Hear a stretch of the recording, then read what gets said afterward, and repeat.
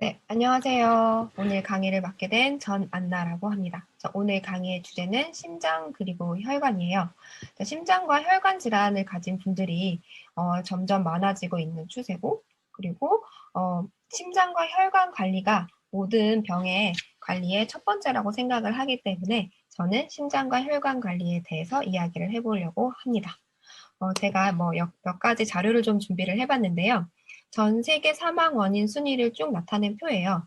첫 번째가 허혈성 심장질환이고 두 번째가 뇌졸중이 되는데, 허혈성 심장질환은 무엇을 의미하냐면 심장에 혈액을 공급해주는 관상동맥이 좁아지거나 막히게 돼서 심장 근육의 혈액 공급이 부족해서 발생하는 질환들을 통칭합니다. 그래서 우리가 보통 협심증이라고 얘기하는 것, 그리고 심근경색, 심장 돌연사 이런 것들을 모두 포함해서 허혈성 심장질환이라고 하죠. 두 번째 원인을 보시면 뇌졸중이잖아요. 그러니까 이 1번과 2번을 통틀어서 이제 혈관이 이상이 있을 때, 혈관이 막혔을 때 이런 질환으로 사망에 이를 수도 있다고 얘기를 합니다. 자, 오른쪽에 있는 표는 무엇인가 보면요. 우리나라에서 심혈관계 위험 요인을 가지고 있는 그런 집단들 를 이제 분석을 해본 거예요. 남자인 경우에는 흡연, 고혈압 이런 것들이 원인이 되기도 하고, 여자인 경우에는 고혈압, 이상지질 혈증이 원인이 되기도 합니다. 남자, 여자 모두 40% 이상 이상지질 혈증 때문에 이제 심혈관계의 위험 요인이 된다라고 얘기를 하거든요. 그럼 도대체 이 이상지질 혈증은 무엇일까요? 이상지질 혈증이라는 말보다 우리는 쉽게 고지혈증이라는 말이 더 익숙하게 됩니다. 우리가 병원에서 혈액 검사를 하게 되면 여러 가지 데이터를 보게 되는데요. 그 중에서 콜레스테롤 수치라던가 LDL 수치, 중성지방 수치, HDL 수치 이런 것들이 이제 혈관 질환과 관련이 있는 수치들인데, 얘네들은요 콜레스테롤 수치는 높을수록 위험합니다. 마찬가지로 LDL, 그러니까 그 저밀도 콜레스테롤 수치도 높으면 위험하고요. 중성지방 수치도 너무 많으면 위험합니다. 그런데 이 HDL 좋은 콜레스테롤이라고 부르죠. 고밀도 콜레스테롤 수치는 너무 높아도 안 좋지만 낮아도 좋지 않은 게 이 HDL 콜레스테롤 수치예요. 그래서 고지혈증하면 높으면 다 안 좋다라는 뜻을 가지고 있기 때문에 고지혈증이라는 단어보다는 이상지질혈증이라는 말을 쓰게 됩니다.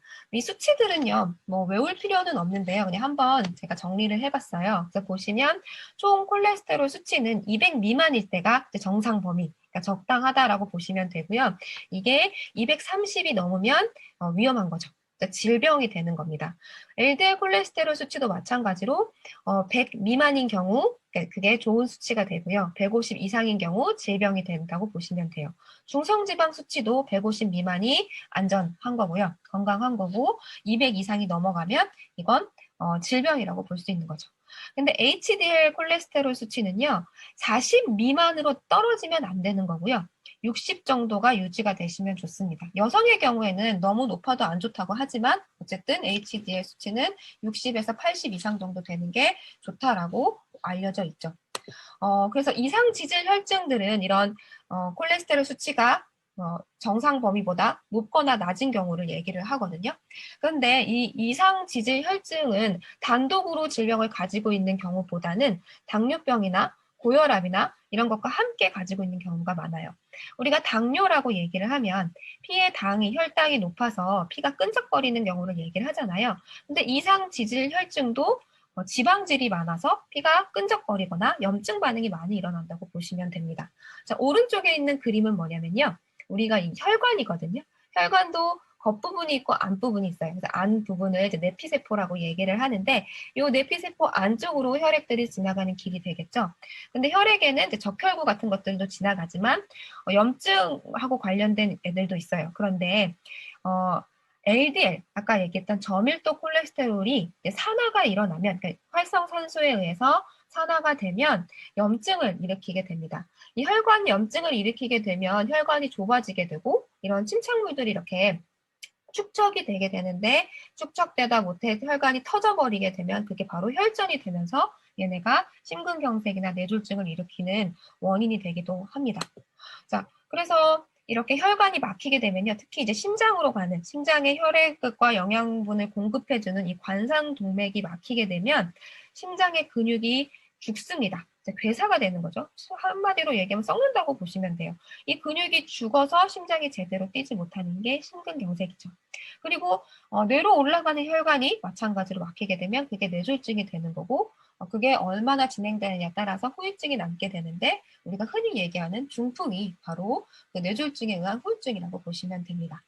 자, 그러면 제가 어떤 사람의 그 혈액 검사 결과 수치를 제가 좀 가지고 왔거든요. 첫 번째는 49세 남자의 그 혈액 검사 수치인데요. 보시면 중성지방 수치가 50에서 132 정상 범위인데 이분은 79점. 자, HDL 수치는 68이고요.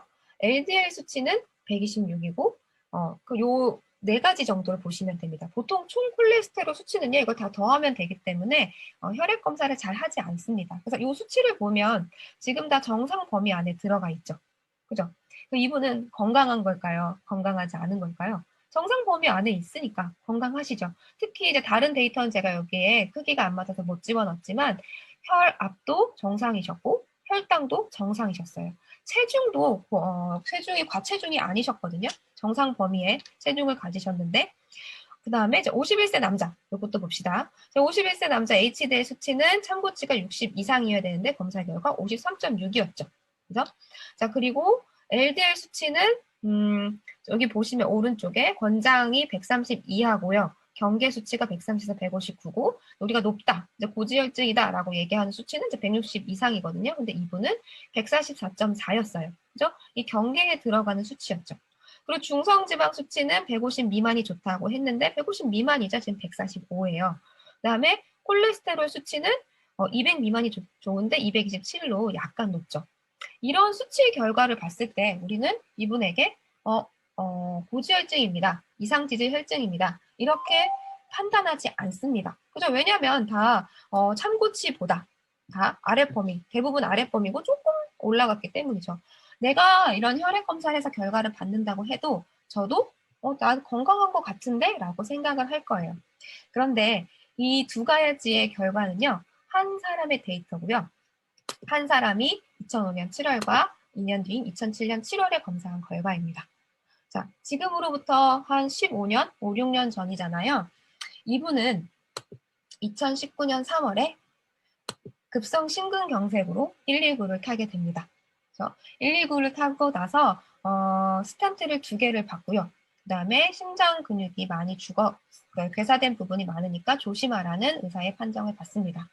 자, 그리고 이분은 1년 뒤에 다시 뇌졸중으로 쓰러지게 됩니다. 다행히 아주 빠른 시기에 처치가 돼서 후유증은 크게 남지 않았지만 어때요? 이분의 혈액 검사 결과 정상 범위인 것들이 많았는데도 불구하고 이분은 10여 년 뒤에 119를 2번 타게 되죠. 다행히 이제 돌아가시지는 않았지만 이 혈액 검사 결과를 가지고는 우리가 건강하다라고 장담을 할 수가 없다는 것을 저는 얘기해드리고 싶었습니다.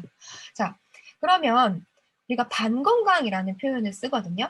건강한 건 알겠죠? 우리 튼튼한 게 건강한 거죠. 아프지 않고 튼튼한 상태가 건강한 상태고 아픈 상태는 질병을 가지고 있는 거죠. 질병을 가지고 있는 사람은 우리는 환자라고 얘기를 합니다.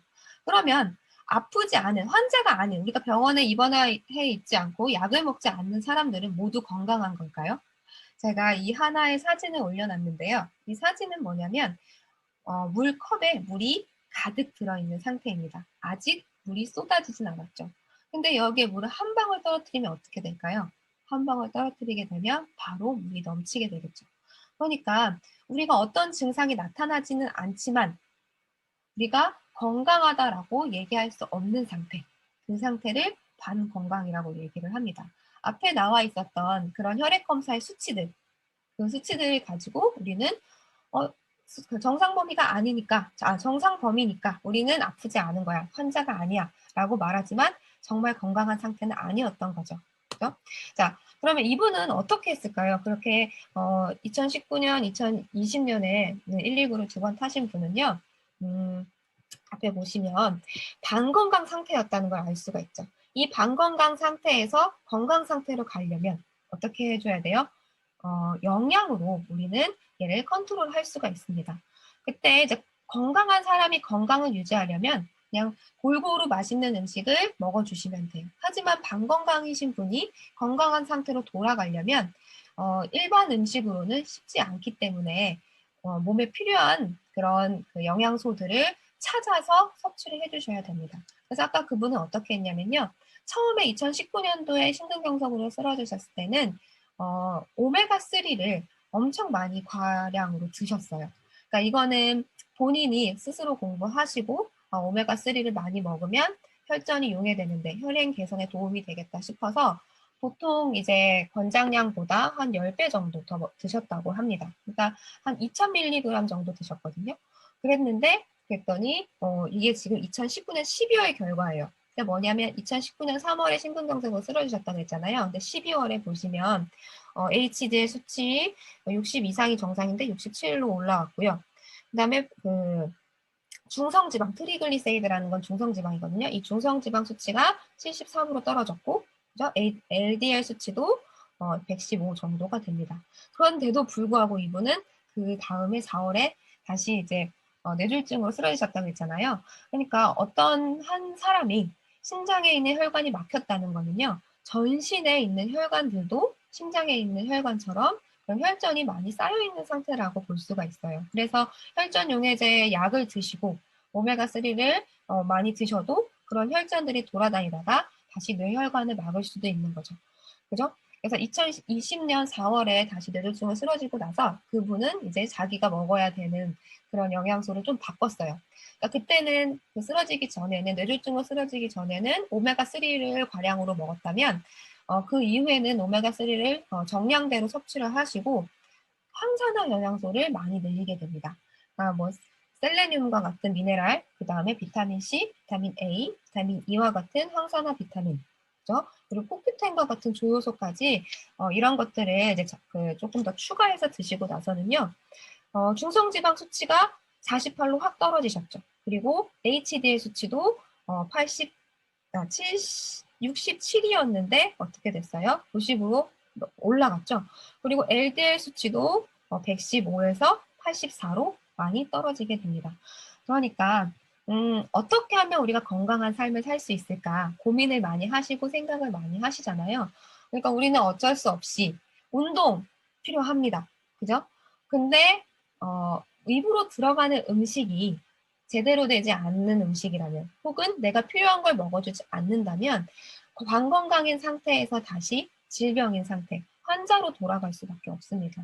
그래서 우리가 반건강인 상태에서 건강한 상태로 돌아가기 위해서는 정말 신경 써서 음식을 섭취해 주는 게 중요할 것 같아요.